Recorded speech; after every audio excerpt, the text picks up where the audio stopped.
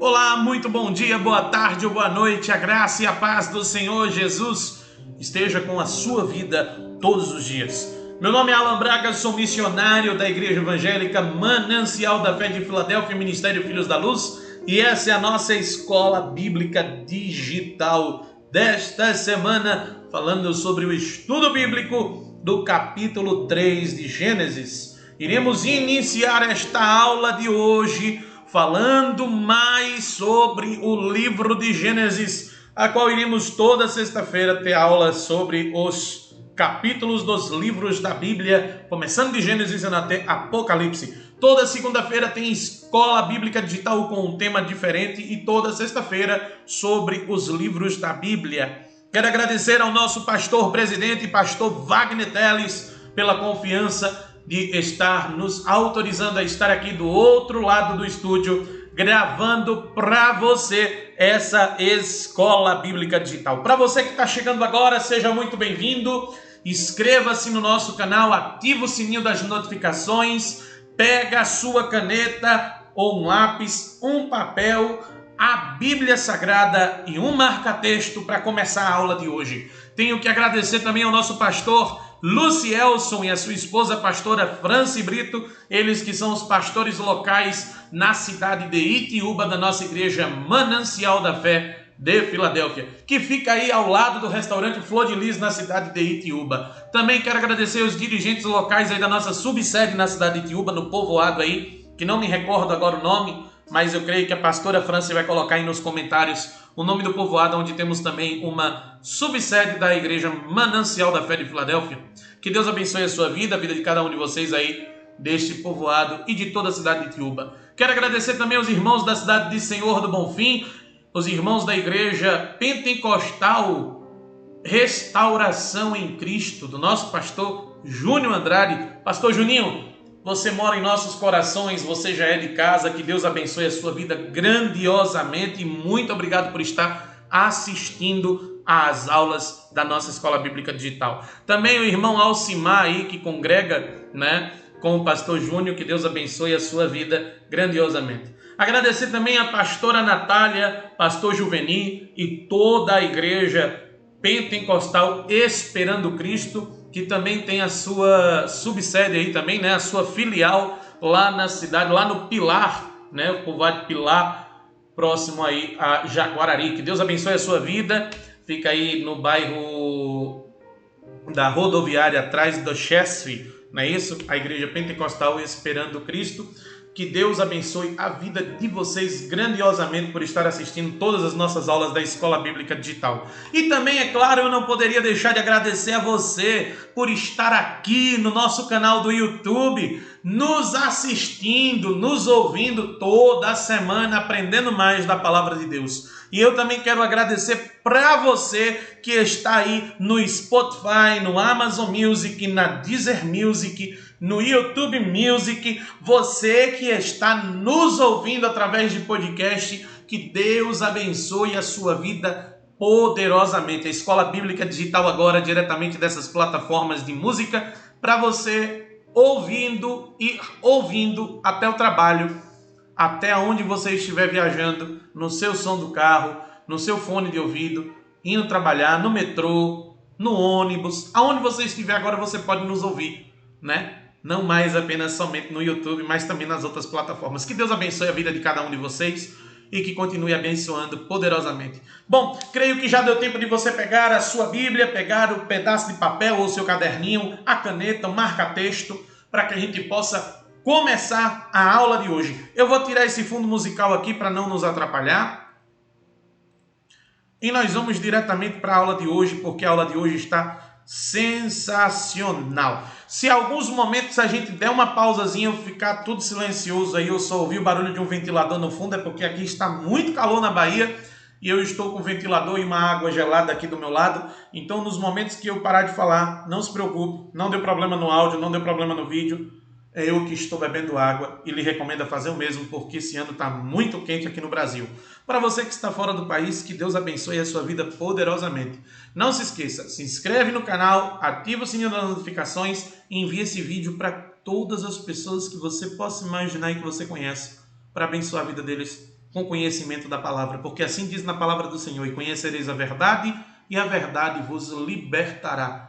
Então, se você quer ser liberto, ou quer ter um amigo, um parente liberto, um parente que possa conhecer da palavra mais ainda, manda esse vídeo para ele, tá bom? Vamos começar a aula de hoje, e eu não poderia deixar de falar sobre a introdução do capítulo 3 de Gênesis. Missionário, por quê? Porque Gênesis 3 é o capítulo que fala da queda do homem. Um estudo bíblico de Gênesis 3 revela a origem do pecado da humanidade. Esse capítulo é fundamental para que se entenda a história da redenção e a necessidade da graça de Deus. Algumas pessoas consideram a história narrada em Gênesis 3 como sendo uma narrativa simbólica. Outras vão ainda mais além e afirmam que Gênesis 3 registra um mito. No geral, essas pessoas defendem que o escritor de Gênesis simplesmente criou uma narrativa que explicasse o despertar da consciência humana.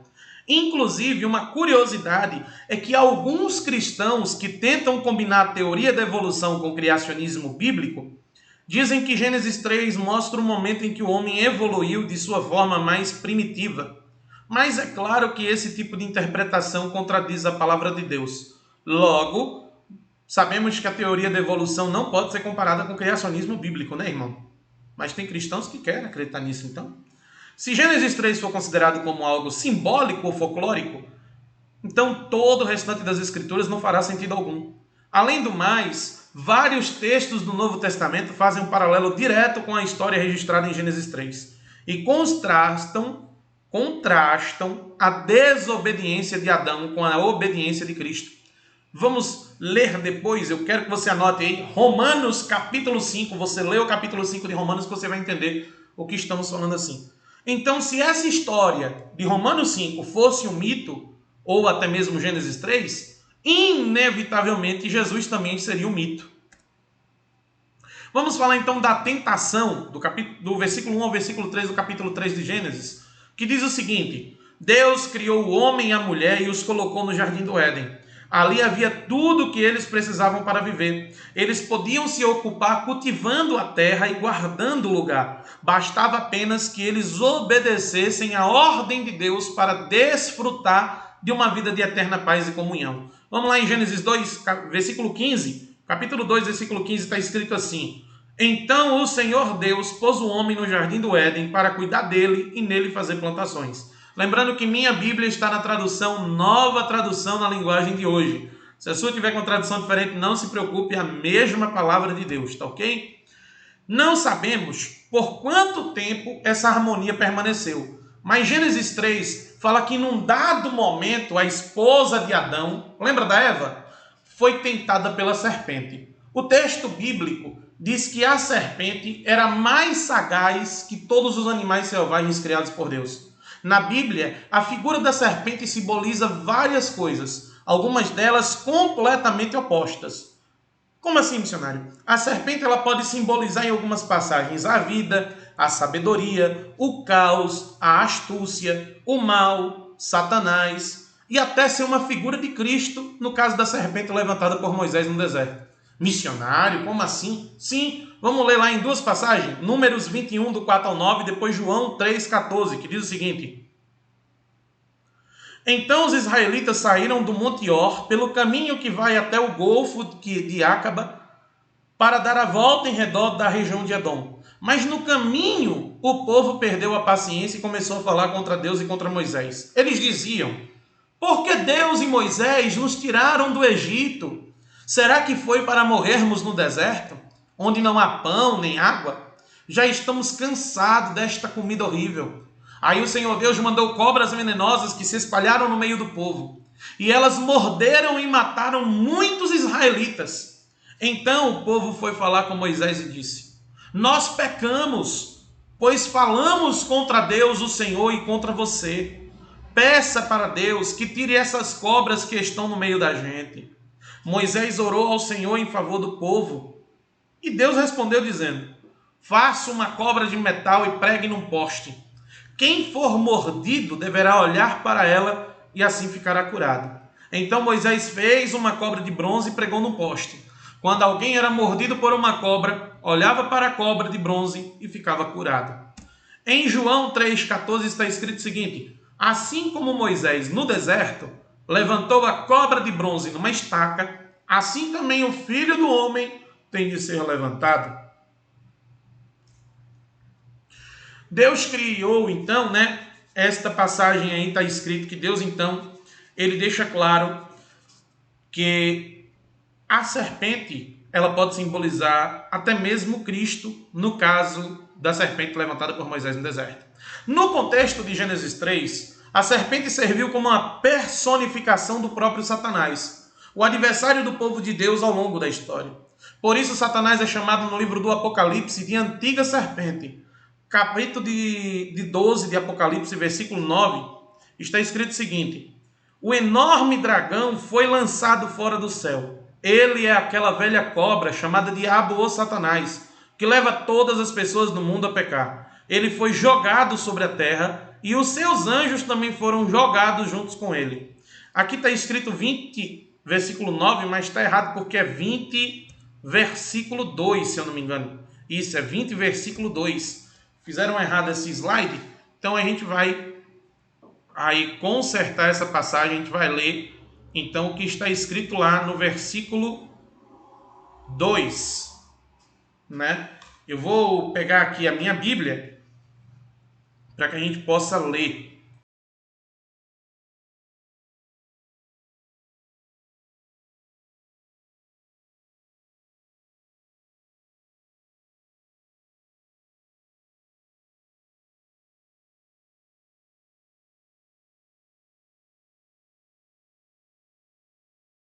Vamos lá, está escrito aqui, capítulo 20, versículo 2, mas eu creio que na hora de digitalizar lá eu acabei colocando 20, versículo 9 na leitura da palavra. Mas é bom que a gente vai ler então aqui diretamente no texto. Versículo 2 do capítulo 20 diz: ele prendeu o dragão, a antiga serpente, que é o diabo e Satanás, e amarrou por 1000 anos. No 12:9, o enorme dragão foi lançado fora do céu. Ele é aquela velha cobra chamada Diabo ou Satanás, que leva todas as pessoas do mundo a pecar. Ele foi jogado sobre a terra e os seus anjos também foram jogados junto com ele. E no capítulo 20, versículo 2, está escrito: ele prendeu o dragão, a antiga serpente, que é o diabo ou Satanás, e amarrou por 1000 anos. É interessante notar que o tentador se dirigiu diretamente à mulher. A Bíblia não explica por que Satanás tentou a mulher e não o homem, mas muitos estudiosos veem nesse comportamento um ataque à ordem criada por Deus, onde o homem deveria exercer a liderança. Se esse for o caso, então o tentador induziu a mulher a usurpar a autoridade do homem. Seja como for, mesmo assim, o homem é colocado como o principal culpado pela queda por ter obedecido à sua mulher.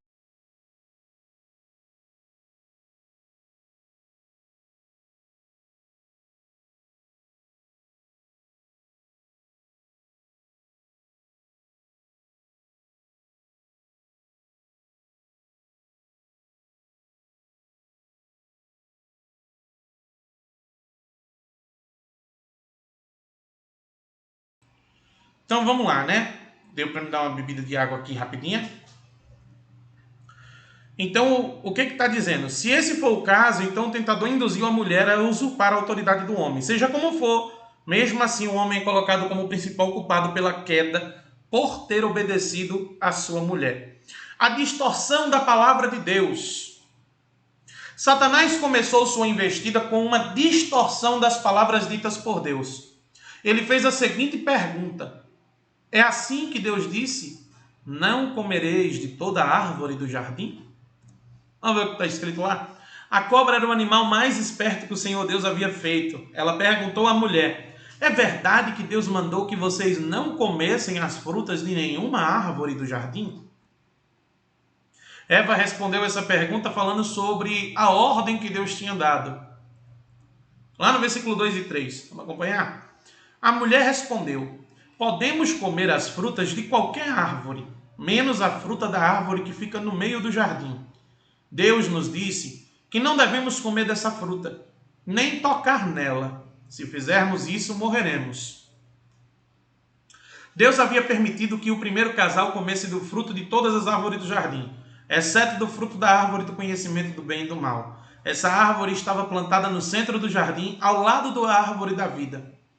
Deus falou que se o homem desobedecesse a sua ordem, comesse do fruto da árvore do conhecimento do bem e do mal, ele morreria. Mas aí a serpente argumentou que se o primeiro casal desobedecesse ao Senhor, certamente não morreria. Lá no versículo 4 a cobra diz, mas a cobra afirmou, vocês não morrerão coisa alguma. Esse é o modo de agir de Satanás até hoje. Primeiro ele usa a palavra de Deus de forma distorcida e depois ele acaba por fazer com que o homem desacredite dela. Como assim, missionário? Na própria tentação de Jesus no deserto, Satanás fez a mesma coisa. Como? Ele citou a palavra de Deus de forma isolada e fora de contexto e aplicou-a de um modo completamente errado. Daí é possível entender por que tantas comunidades cristãs que distorcem a Bíblia crescem cada vez mais. Todos aqueles que distorcem as Escrituras ao seu belo prazer têm como professor o próprio diabo. Missionário, agora ficou uma coisa polêmica. Como assim? Como é que o missionário diz isso? Eu vou te explicar uma coisa. É possível entender, através dessa distorção, o porquê que tantas comunidades cristãs que continuam distorcendo a Bíblia têm crescido cada vez mais do que as comunidades que não distorcem e seguem a Bíblia amplamente. Por que, missionário?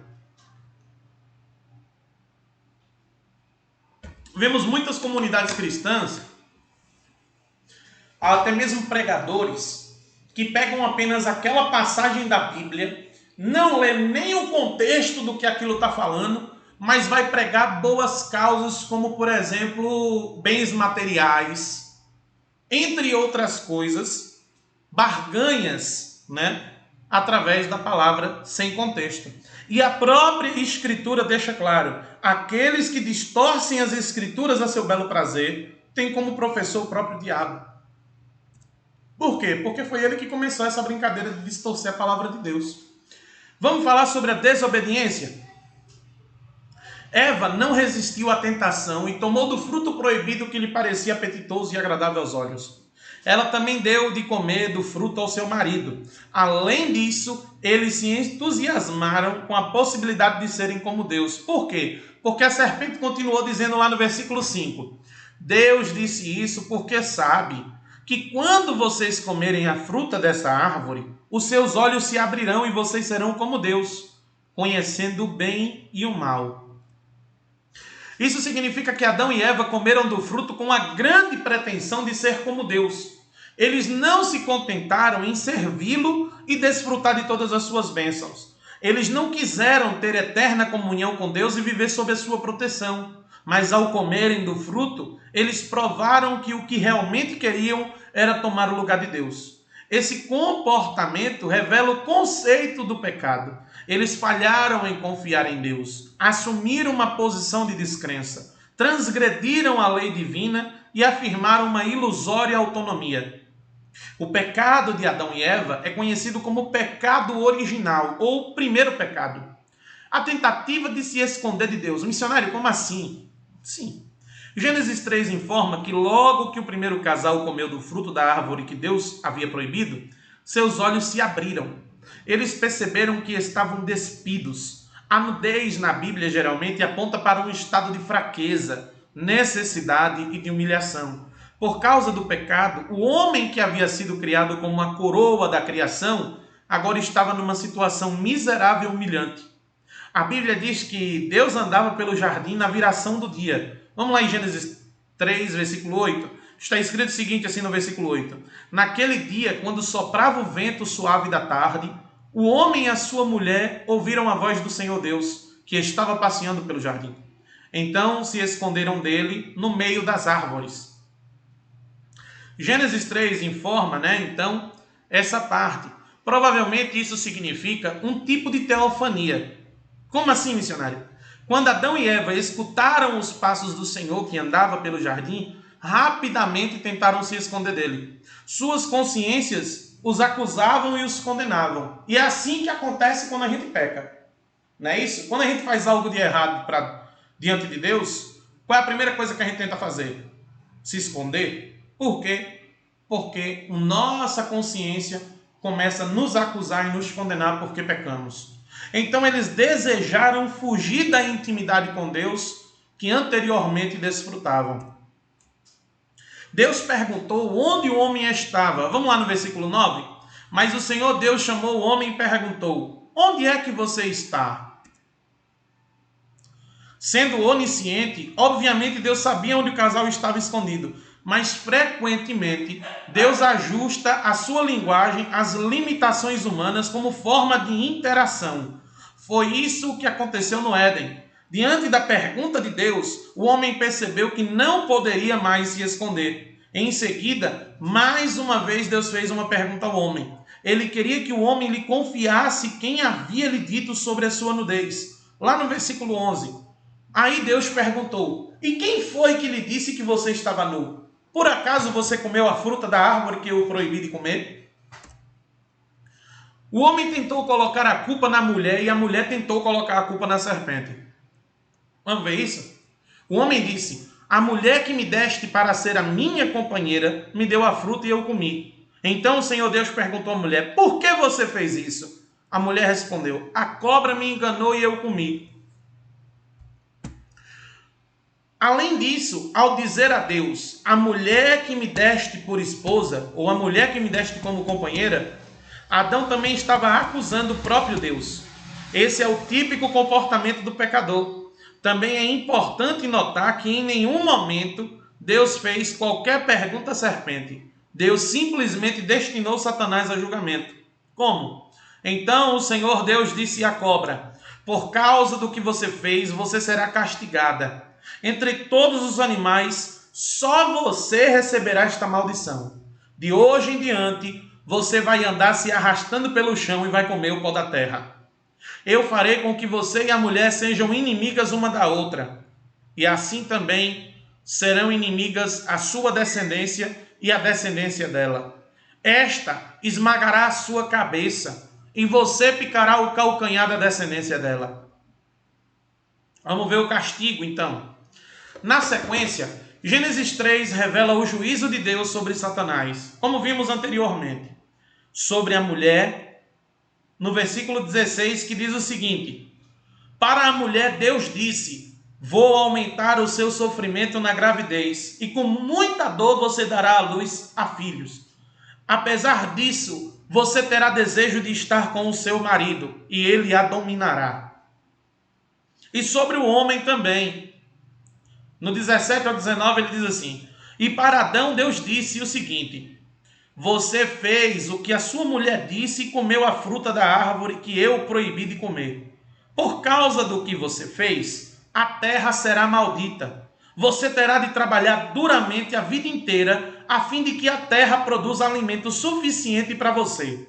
Ela lhe dará mato e espinhos, e você terá de comer ervas do campo. Terá de trabalhar no pesado e suar para fazer com que a terra produza algum alimento.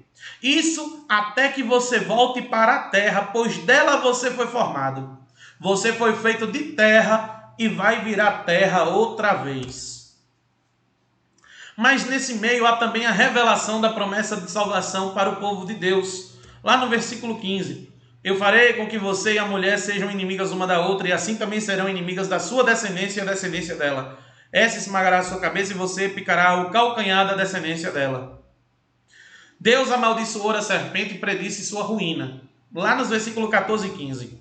Aqui é importante entender que o texto traz uma dupla referência que envolve a serpente e principalmente Satanás, que se personificou na serpente. Assim, em última análise, o juízo de Deus foi dirigido a Satanás. O juízo de Deus sobre a mulher resultou na frustração de seu relacionamento natural dentro do lar. Ela teria que conviver com um processo de parto doloroso e estar subordinada ao seu marido. Gênesis 3,16, onde está escrito o seguinte: para a mulher Deus disse: vou aumentar o seu sofrimento na gravidez e com muita dor você dará à luz filhos. Apesar disso, você terá desejo de estar com seu marido e ele a dominará. Então, quando a gente escuta o seguinte, nessa passagem, a gente vê o seguinte, né? É verdade que antes mesmo desse castigo, o homem já havia sido colocado por Deus numa posição de liderança. Quando vamos lá em Gênesis 2:18, está escrito o seguinte: depois o Senhor disse: não é bom que o homem viva sozinho. Vou fazer para ele alguém que o ajude como se fosse a sua outra metade. Gênesis 2:18 está escrito isso, né? Então, quando a gente vai lá, a gente percebe o quê? O problema é que agora a mulher teria de ser submissa não mais a um líder moralmente puro, mas a um líder corrompido pelo pecado. A plena harmonia do relacionamento conjugal agora estaria também prejudicada pelo pecado.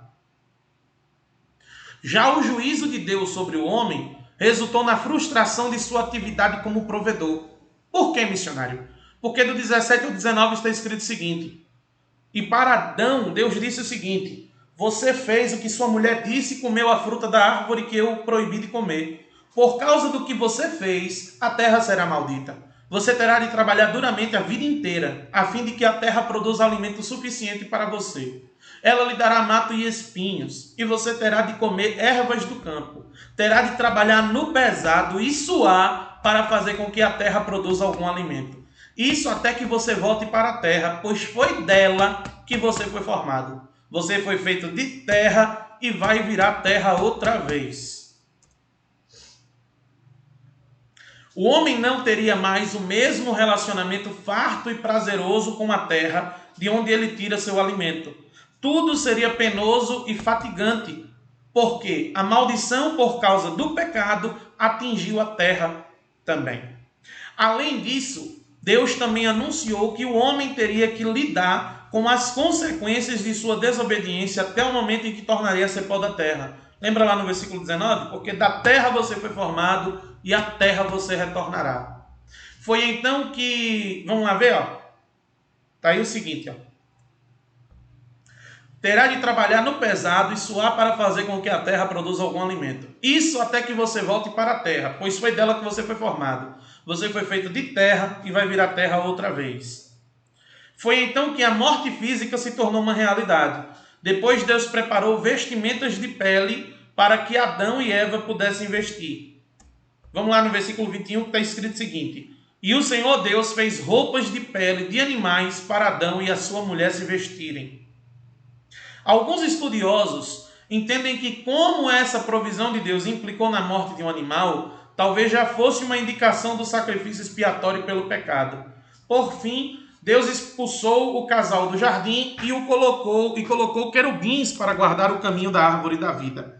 Vamos lá nos versículos 23 e 24, que diz o seguinte: por isso o Senhor Deus expulsou o homem do jardim do Éden e fez com que ele cultivasse a terra da qual havia sido formado. Deus expulsou o homem e no lado leste do jardim pôs os querubins e uma espada de fogo que dava voltas em todas as direções.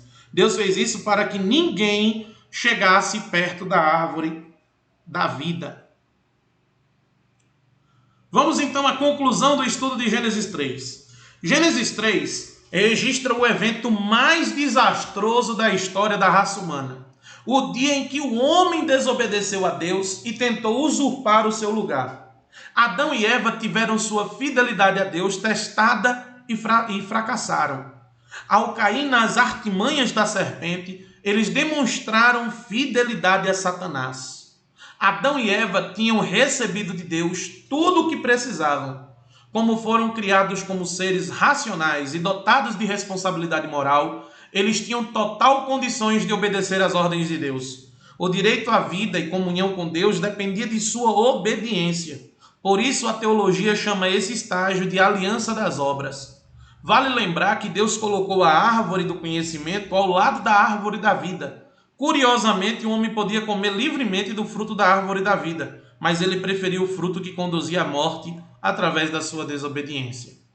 Após desobedecer a Deus, o homem foi contaminado pelo pecado.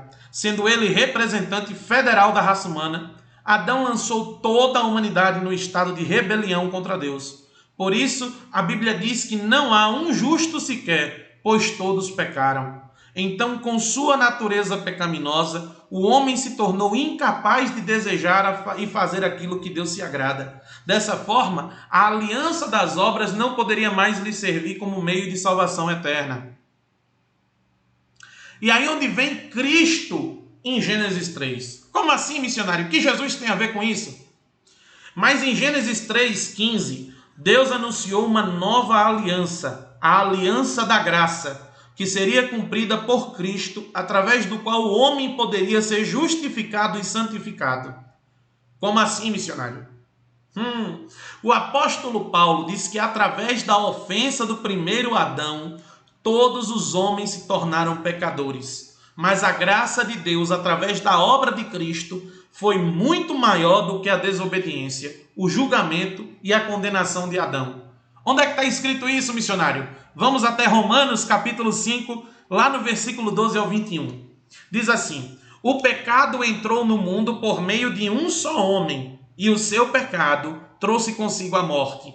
Como resultado, a morte se espalhou por toda a raça humana, porque todos pecaram. Antes de a lei ser dada, já existia o pecado no mundo. Porém, quando não existe lei, Deus não leva em conta o pecado. Mas desde o tempo de Adão até Moisés, a morte dominou sobre todos os seres humanos, mesmo os que não pecaram como Adão, quando ele desobedeceu a ordem de Deus. Adão era a figura daquele que havia de vir. Mas existe uma diferença entre o pecado de Adão e o presente que Deus nos dá. De fato, muitos morreram por causa do pecado de um só homem, mas a graça de Deus é muito maior. E ele dá a salvação gratuitamente a muitos, por meio da graça de um só homem, que é Jesus Cristo. E existe uma diferença entre aquilo que Deus dá e o pecado de um só homem. Porque no caso do pecado, a condenação veio por causa de um só pecado. Porém, no caso da salvação, Deus perdoa os que têm cometido muitos pecados, embora não mereçam esse perdão. É verdade que por causa de um só homem e por meio do seu pecado, a morte começou a dominar a raça humana. Mas o resultado do que foi feito por um só homem, Jesus Cristo, é muito maior. E todos aqueles que Deus aceita e que recebem como presente a sua imensa graça, reinarão na nova vida, por meio de Cristo. Portanto, assim como um só pecado condenou todos os seres humanos, assim também um só ato de salvação liberta todos e lhes dá vida. Assim como muitos seres humanos se tornaram pecadores por causa da desobediência de um só homem, assim também muitos serão aceitos por Deus por causa da obediência de um só homem. A lei veio para aumentar o mal, mas onde aumentou o pecado, a graça de Deus aumentou muito mais ainda. Ou em outras traduções, superabundou. Aonde o pecado abundou, a graça superabundou. E isso aconteceu a fim de que, assim como o pecado dominou e trouxe a morte, assim também a graça de Deus, que o leva a aceitar as pessoas, dominasse e trouxesse a vida eterna. Essa vida é nossa por meio do nosso Senhor Jesus Cristo. Jesus Cristo, o segundo Adão, triunfou onde o primeiro Adão fracassou. Enquanto a ofensa do primeiro Adão trouxe morte, os méritos do segundo Adão, que é Jesus, trouxeram vida. À luz de todo o Novo Testamento, Gênesis 3 revela que Cristo é o cabeça de um novo povo que é redimido de seus pecados e justificado diante de Deus através de sua obra na cruz. A esse povo, ele restaura o caminho, a árvore da vida. Vamos lá em Apocalipse, do 2 ao 17, que diz o seguinte: e que passa no meio da rua principal da cidade. Em cada lado do rio está a árvore da vida, que dá 12 frutas por ano, isto é, uma por mês. E as suas folhas servem para curar as nações. E não haverá na cidade nada que esteja debaixo da maldição de Deus. O trono de Deus e do Cordeiro estará na cidade. e os seus servos o adorarão. Verão o seu rosto, e na testa terão escrito o nome de Deus. Ali não haverá mais noite, e não precisarão nem da luz de candelabros, nem da luz do sol, pois o Senhor Deus brilhará sobre eles, e reinarão para todos sempre. Então o anjo me disse: essas palavras são verdadeiras e merecem confiança. O Senhor Deus, que dá o seu espírito aos profetas, enviou o seu anjo para mostrar aos seus servos as coisas que precisam acontecer logo. Escutem, diz Jesus, eu venho logo. Felizes os que obedecem às palavras proféticas deste livro. Eu, João, ouvi e vi todas essas coisas. E, quando acabei de ouvir e ver, caí de joelhos aos pés do anjo que me mostrou essas coisas e ia adorá-lo. Não faça isso. Mas ele me disse: não faça isso, pois eu sou servo de Deus, assim como são você e seus irmãos, os profetas e todas as pessoas que obedecem às palavras deste livro. Adore a Deus. E o anjo continuou: não faça segredo das palavras proféticas deste livro, pois o tempo de acontecerem essas coisas está perto. Quem é mau, que continue a fazer o mal, e quem é imundo, continue a ser imundo. Quem é bom, continue a fazer o bem, e quem é dedicado a Deus, continue a ser dedicado a Deus. Escutem, diz Jesus, eu venho logo, vou trazer comigo as minhas recompensas, para dá-las a cada um de acordo com o que tem feito. Eu sou o Alfa e o Ômega, o primeiro e o último, o princípio e o fim. Felizes as pessoas que lavam as suas roupas, pois assim terão o direito de comer a fruta da árvore da vida e de entrar na cidade pelos seus portões. Mas fora da cidade estão os que cometem pecados nojentos, os feiticeiros, os imorais e os assassinos, os que adoram ídolos e os que gostam de mentir por palavras e ações. Eu, Jesus, enviei o meu anjo para anunciar essas coisas a vocês nas igrejas. Eu sou o famoso descendente do rei Davi, sou a brilhante estrela da manhã. O Espírito e a noiva dizem: venha. Aquele que ouve isso, diga também: venha. Aquele que tem sede, venha. E quem quiser, receba de graça da água da vida. Você vai saber mais sobre Gênesis 3 lendo um estudo completo sobre a queda do homem e também ouvindo comigo aqui nessa segunda-feira, nessa próxima segunda-feira, que vai ser no dia 13 de novembro. Nós vamos ter uma aula sobre a queda do homem, agora nessa segunda-feira, dia 13, a partir das 19 horas, aqui no nosso canal do YouTube. Finalizamos por aqui a aula de hoje. Você entendeu então o que a Bíblia está ensinando sobre Gênesis 3? E claro, Cristo na passagem de Gênesis 3, né? O que Cristo tem a ver com Gênesis capítulo 3. Bom, não se esqueça de se inscrever nesse canal, ativar o sininho das notificações. Nessa segunda-feira tem a aula nova, né? Aí está escrito sobre as boas obras, mas foi a aula passada. Temos então a aula sobre a queda do homem nesta segunda-feira. Esqueça que está escrito aí na tela, porque essa foi da semana passada. Se você, por acaso, ainda não assistiu a aula de segunda-feira desta semana que passou, que foi sobre as boas obras, vá lá e assista. Vai ficar aqui no final do vídeo o link da aula das boas obras. E temos também em breve o retorno do Manancial Podcast, onde vai ser um bate-papo com 2 pastores, falando sobre um bate-papo bíblico, respondendo perguntas e dúvidas ao vivo, numa live para você. Então, em breve, o Manancial Podcast estará de volta com esse bate-papo bíblico com os 2 convidados por noite ou até mesmo somente um convidado, juntamente comigo, toda semana, com você, em breve no Manancial Podcast. Nós ficamos por aqui, que Deus abençoe a sua vida grandiosamente e que você possa estar enviando esse vídeo para mais pessoas, para que essas pessoas possam conhecer a palavra do Senhor. Que Deus abençoe a sua vida e até o próximo vídeo, se Deus quiser.